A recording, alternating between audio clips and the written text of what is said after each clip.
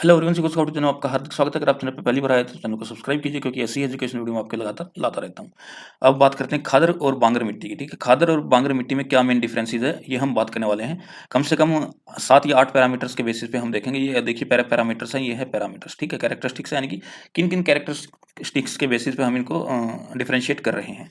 तो देखिए खादर और बांगर। ठीक है, पहले मैं आपको बता देता हूँ खादर है या फिर बांगर है, दोनों एलुवियल सोइल का हीट टाइप होती है। ठीक है, तो खादर सोइल के बारे में पहले पढ़ते हैं। देखिए खादर की जो लोकेशन है, खादर मिट्टी मिलती कहाँ है। ये found in flood plains of reverse, यानी कि नदी के द्वारा जब बाढ़ आती है तो बाढ़ की वजह से जो समतल जगह बन जाती है, नदी का पानी जो बाढ़ की वजह से जो मिट्टी लेकर आता है, उस मिट्टी से खादर मिट्टी बनती है।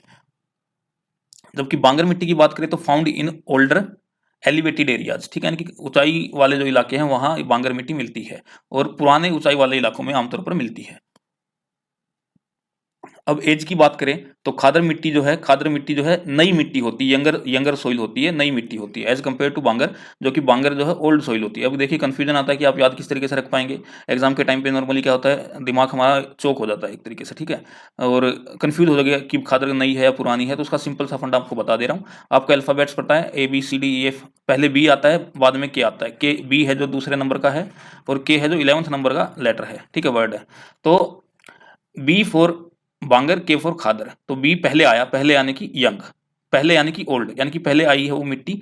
और के आया बाद में, बाद में यानी कि सपोज कीजिए एक बच्चा 2000 में पैदा हुआ, एक बच्चा पैदा हुआ 2011 में, तो जवान कौन सा कहलाएगा? जवान कहलाएगा, क्योंकि 2011 में पैदा हुआ है। जबकि जो बांगर है वो 2000 में पैदा हुआ है, तो ये बूढ़ा है ना। तो बांगर यानी कि बूढ़ी मिट्टी है, और खादर यानी कि ताजा मिट्टी है, नई मिट्टी है।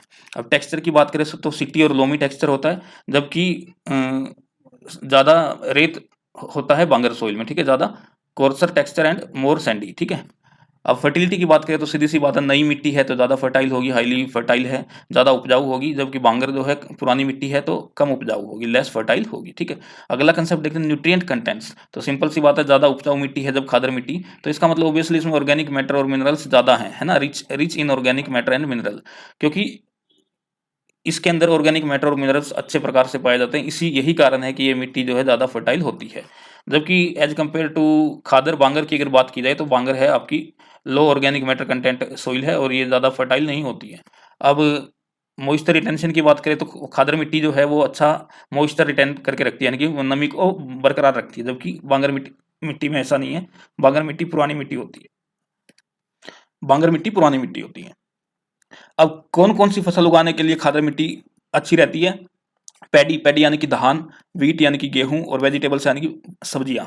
धान, गेहूं और सब्जियां वगैरह उगाने के लिए अच्छी होती है। जबकि चने वगैरह उगाने के लिए, मिलेट्स वगैरह उगाने के लिए, पलसी दाल उगाने के लिए, बाजरा उगाने के लिए बांगर मिट्टी अच्छी रहती है। ठीक है, तो देखिए बी फॉर बाजरा, बी फॉर बांगर। ठीक है, तो आपको याद रहेगा बाजरा यानी कि चना, बाजरा, मिलेट्स, ये सब उगाने के लिए बांगर मिट्टी अच्छी है एज कम्पेयर टू खादर।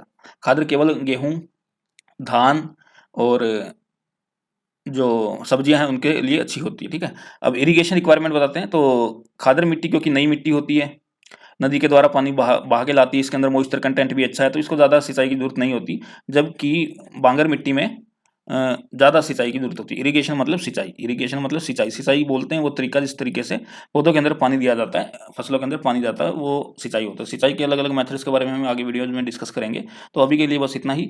तो एक बार मैं क्विक रिवीजन लेता हूँ। देखिए खादर मिट्टी और बांगर मिट्टी दोनों मिट्टी एलुवियल सोइल का प्रकार है। पहली बात तो ये है, जो खादर मिट्टी मिलती है वो फ्लड प्लेन्स में मिलती है, नदी के द्वारा जो फ्लड प्लेन्स होते हैं, और बांगर मिट्टी जो है एलिवेटेड एरियाज में मिलती है, ऊंचाई वाले इलाकों में मिलती है। ठीक है।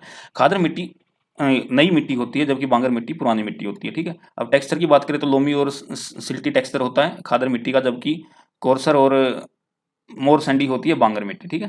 फर्टिलिटी की बात करें, उपजाऊपन की बात करें तो हाईली फर्टाइल होती है आपकी खादर मिट्टी, जबकि कम फर्टाइल होती है बांगर मिट्टी। ठीक है। अब फर्टाइल है तो बेस्ट सी बात है, फर्टाइल कोई मिट्टी फर्टाइल यानी कि उपजाऊ कब होती है? जब उसके अंदर अच्छा ऑर्गेनिक मैटर हो, जिस जो पौधे आराम से सोख सके और अच्छे तरीके से ग्रो कर सके, यानी कि न्यूट्रिएंट्स कंटेंट अच्छा है, ऑर्गेनिक मैटर अच्छे हैं खादर मिट्टी में। जबकि बांगर मिट्टी में ऑर्गेनिक कंटेंट एज कम्पेयर कम है, और मॉइस्चर अच्छा, मॉइस्चर रिटेंशन स्ट्रेंथ जो है अच्छी है इसकी खादर मिट्टी की, क्योंकि नई मिट्टी है। ठीक है, उसके अंदर मॉइस्चर है होता है। क्योंकि बांगर मिट्टी पुरानी मिट्टी है तो कम कम मॉइस्चर है। ठीक है। और अगर बात की जाए किस किस टाइप की फसल उगाई जा सकती है, तो धान की, गेहूं की, वेजिटेबल्स वगैरह ये सब उगाई जा सकती हैं खादर मिट्टी में, जबकि बांगर मिट्टी में जो है बी फॉर बाजरा, बी फॉर बांगर है ना, बाजरा, मिलेट्स, ग्रेन्स ये सब उगाने के काम आती है।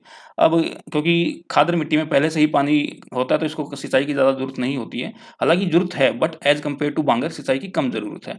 तो इसी तरीके से बांगर जो मिट्टी है, बांगर मिट्टी में सिंचाई की रेगुलर आवश्यकता रहती है। तो ये कुछ मेन डिफरेंसेस थे खादर और बांगर मिट्टी में। तो उम्मीद यही करता हूँ कि वीडियो आपको अच्छी लगी। वीडियो अच्छी लगी तो वीडियो को लाइक कर दीजिएगा, चैनल को सब्सक्राइब कर दीजिएगा, क्योंकि ऐसी ही एजुकेशनल वीडियो आपके लिए लगातार लाता रहता हूँ। और डैम श्योर हूँ कि वीडियो आपके लिए हेल्पफुल होने वाली है, और आप अगर एसएसटी के स्टूडेंट हैं तो आपके लिए काफ़ी हेल्पफुल ये वीडियो रहेगी। धन्यवाद।